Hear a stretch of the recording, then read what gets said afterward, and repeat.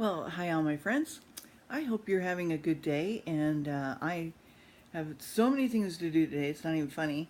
Um, on my day off, oh, it's always something, right?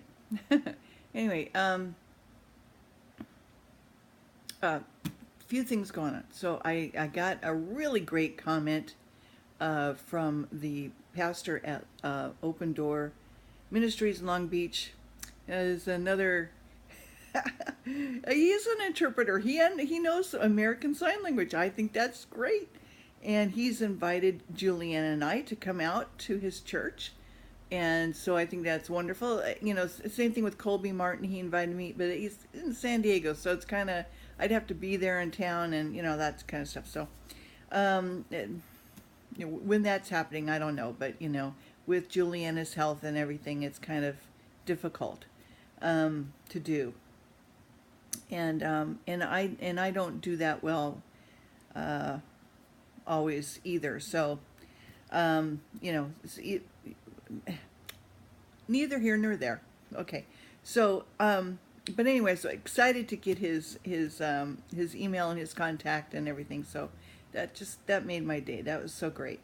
And we're finishing up Esther. Okay, and going into the book of Job. What else is going on? What else is going on? Trying to think. Oh, I have another song that I'm going to do for you later on that I love. I hope I could do it well. I don't know. I really like it a lot. So anyway, I'll try. Going to do my best with it. Okay. So before we get into the book of Job, though, I always like to read the synopsis of it, and so that you kind of understand what it's about. Again, we don't know the author, and let me just say one thing about the Bible. And I'm still getting comments from people who insist that their interpretation of the Bible is correct, and it's always these fundamentalist, diehard people that you just have to show a lot of grace to, and this is not always easy because and like I said, I'm not perfect. Okay, so if you understand how the book is put together, the Bible, it's many scrolls, many codices that were cut and then binded, together, and many centuries ago, and many different cultures ago, and each book is not from the same, time period at all, and we don't even know who authors are, and we don't know what their agenda was, and so forth. And again, the word homosexual is a 20th century term. So please, people, before you make a comment, please try to educate yourself.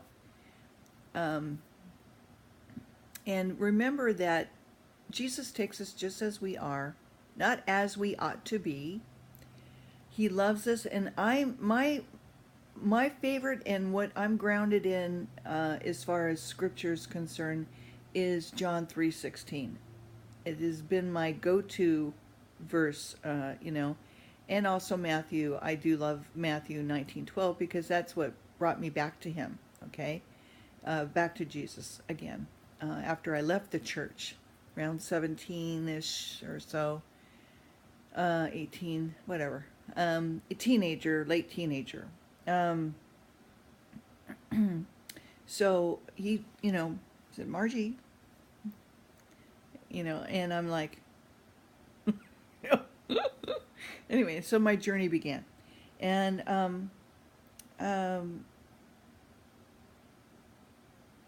anyway, it's hard to deal with people who just have this, can't seem to get out of their obsession, Anyway, so the book of Job, again, the author is unknown. The subject is of much discussion, this book, okay? Regarded as, from many scholars as the oldest book in the Bible Others place it as late as the exile.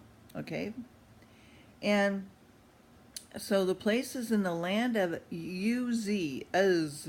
Okay, wow, what a name. Where are you from, Uz? Okay, so the main subject, the problem of Job's affliction. The book is po- um,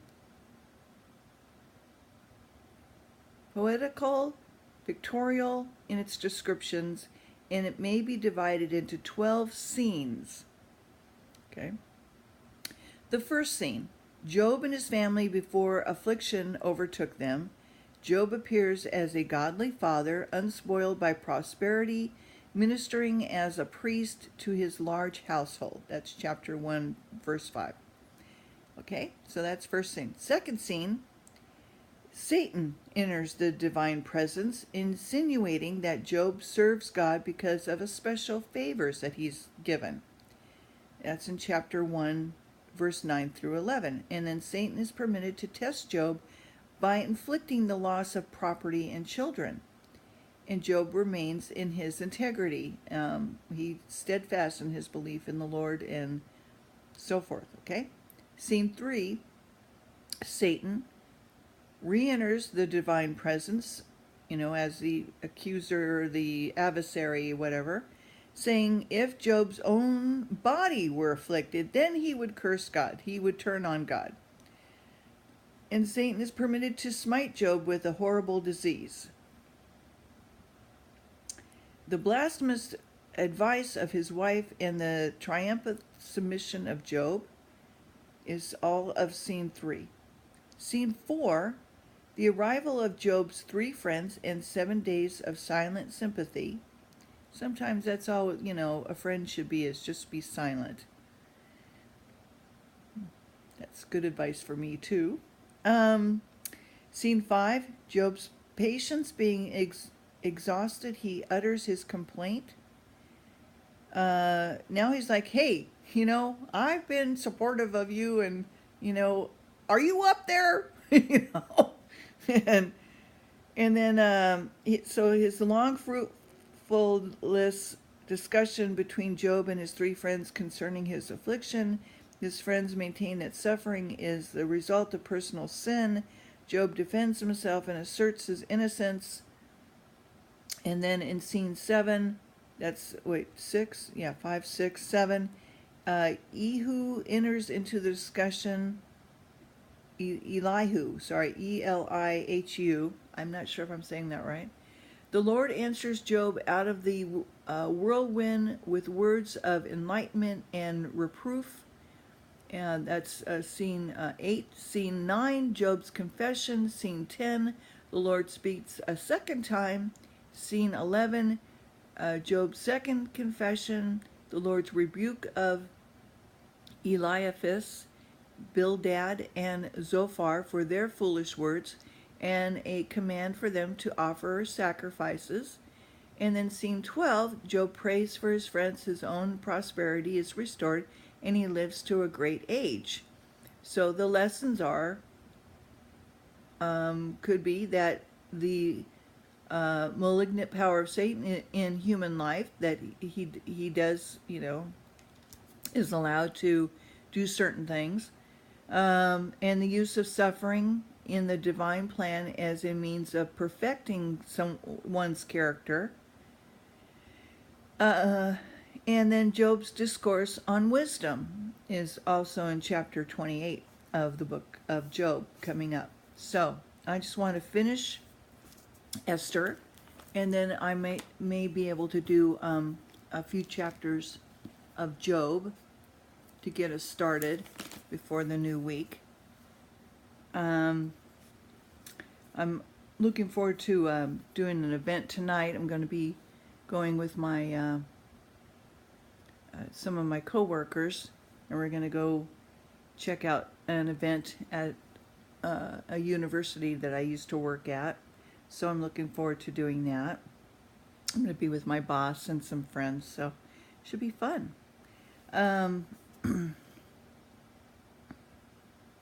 Okay, we stopped at chapter 9, verse 23 of Esther. So let me just finish that. And the Jews undertook to do as they had begun, as Mordecai had written unto them, because Haman the son of Hammedatha, an Agathite, an enemy of all the Jews, had devised against the Jews to destroy them, and had cast pur, that is, the lot, to consume them and destroy them. But when Esther came before the king, he commanded by letters that his wicked advice that his wicked device which he devised against the Jews should return upon his own head, that he and his sons would be hanged on the gallows. Wherefore they called these days Purim, after the name of Pur. Therefore,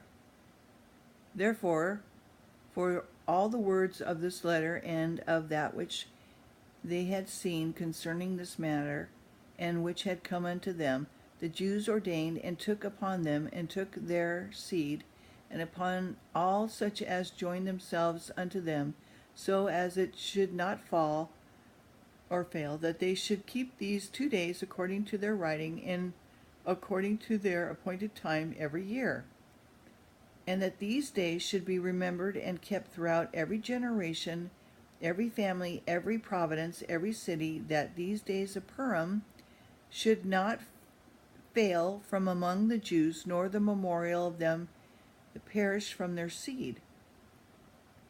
Then Esther the queen, the daughter of Abihail,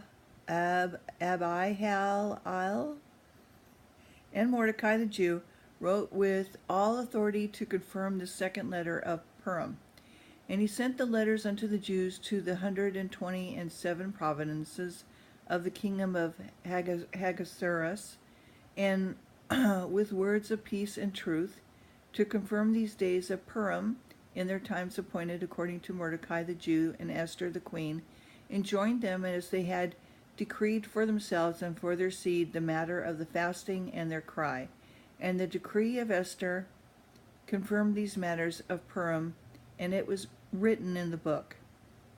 Ahasuerus, greatness, Mordecai, advancement, and the king Hatteras laid a tribute upon the land, upon the isles of the sea, and all the acts of his power and his might and his declaration of greatness of Mordecai, whereunto the king advanced him.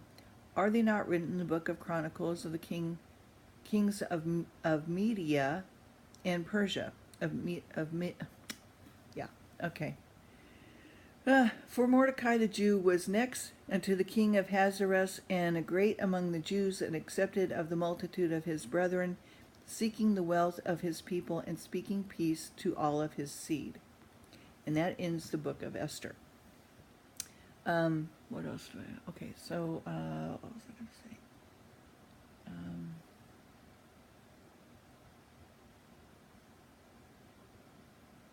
It came and went. Okay. All right, well, if you have any comments, like, thumbs up, just please do that. It helps me with YouTube somehow. I don't know how it works, but they want you to do that. So if you would, that'd be great. And share this message when, with your friends and family and so forth. Or talk about it, or whatever. Just spread God's word. Okay?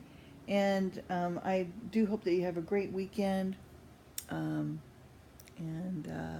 So take care. I'll see you again real soon. I'm going to end this and start with the book of Job. I might do a couple chapters, and then we'll get going on it for the next week. Okay?